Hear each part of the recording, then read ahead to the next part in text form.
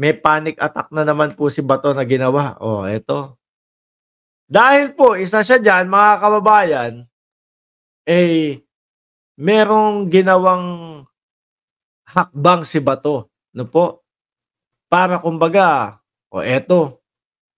Sige nga, paano asan ba? Wait lang ha. Asan ba yung Bato na yun? Oh. Naku, hindi ko yata naisama. Si Bato ho, mga kababayan, gumawa ng group chat nila, mga bossing. Kasama po yung 24 na PNP chief. O yan, ito yata eh. De La Rosa, shares. Ayan po. De La Rosa, shares. PNP chief group chat. Pati yung group chat, inilabas na ha. On Alice Go Payola. Lahat doon concerned. Ayan. Biruin mo, ilabas yung group chat. Basahin natin. The retired and living chiefs of the Philippine National Police are concerned about the allegation. One of them is receiving bribes from dismissed Mayor Alice Go. Eh, talaga naman. No? Baka mamaya maituro ka na ikaw yung binibigyan ng payola nitong kampo ni Alice Go. Basahin natin mga kababayan. Mabilog said, ito ba yun? Batogo, Mabilog said he backs on the meeting. He backed out on meeting of De La Rosa, Camp Crame in 2017 and received we would call push and through. Iba ito. Kay Jed Mabilog ito eh. No? Pero gumawa nga po, mga bossing, si ayan, nasan ba yun? Isa lang yata ito. Hindi ito. Gumawa. Biruin mo, ano kaya yung dahilan? Bakit gumawa? Ako, iniisip ko, naku, baka nag-uusap-usap na. Di ba? Gagawa na ng kanilang mga kanilang tawag doon, alibay. O ganito, dapat intact tayo ha. Lahat tayo. 24 na nandito at nabubuhay pa. Kailangan intact tayo at hindi natin hayaan na masira o madungisan yung ating mga pangalan. Pero ang nakita ko ho, kung 24 yun, mga kababayan, ang pinakakabado ho talaga, ang pinaka-pumutak po talaga agad, mga bossing, itong si Bato. Hindi naman dapat pumutak agad. Hindi naman pinangalanan na agad. Wala naman sinabing, si Bato de la Rosa po ay binibigyan ko ng payola. At isa din po siya sa tumulong sa akin. Wala naman pong ganun, mga bossing. Wala. Bigla lang pong lumabas si Bato de la Rosa. Baka ako ituturo nito ha. Baka mamaya biglang merong may script na ako ang itinuro nito. Sabi ni Choran Animates, ganyan talaga ang attack dog. Attack dog si Bato, pero Mexican hairless dog. Tumungo tayo dun sa susunod natin. Nako. Si Mabilog, napagtripan lang daw ni dating Pangulong Duterte, mga kababayan. Ayon po sa balita. No, nasan ba yun? Bato. Mabilog says General Warm. Crap. Nasan ba yun?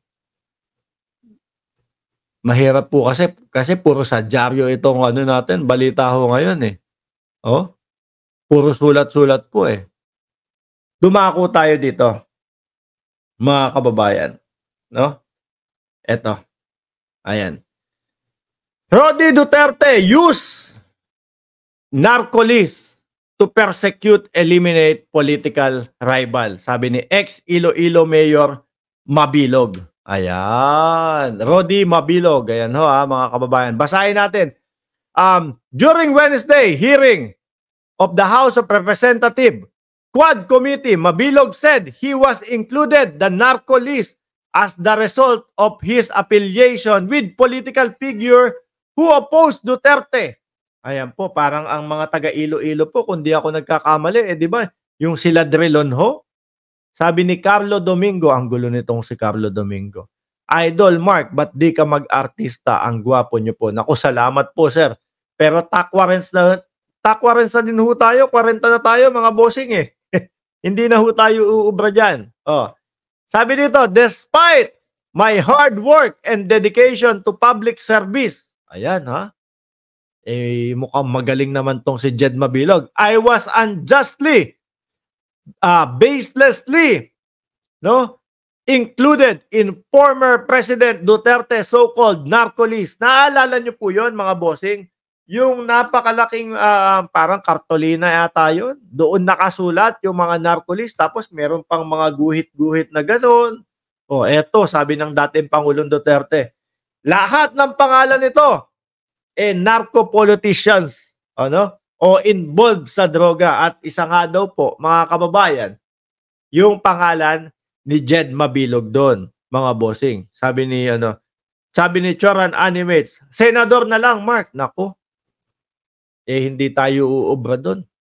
Kapag po hindi umabot ang ating kaalaman doon sa kaalaman ni Robin Padilla, mahirap pong makapasok sa Senado. Ano? Pang matatalino lang po yun. Ewan ko, ba't nyo binoto si Binoy? Ay, ako din pala bumoto doon.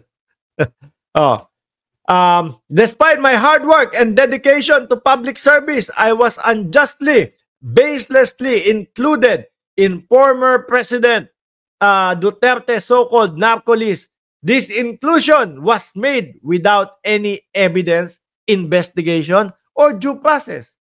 So sa madaling salita ho, mga kababayan, ano to, trip-trip nga lang ho, mga bossing.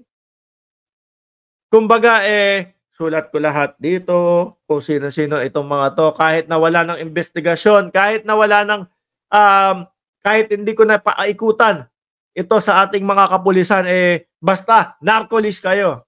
Kawawa, mga kababayan. Di ba?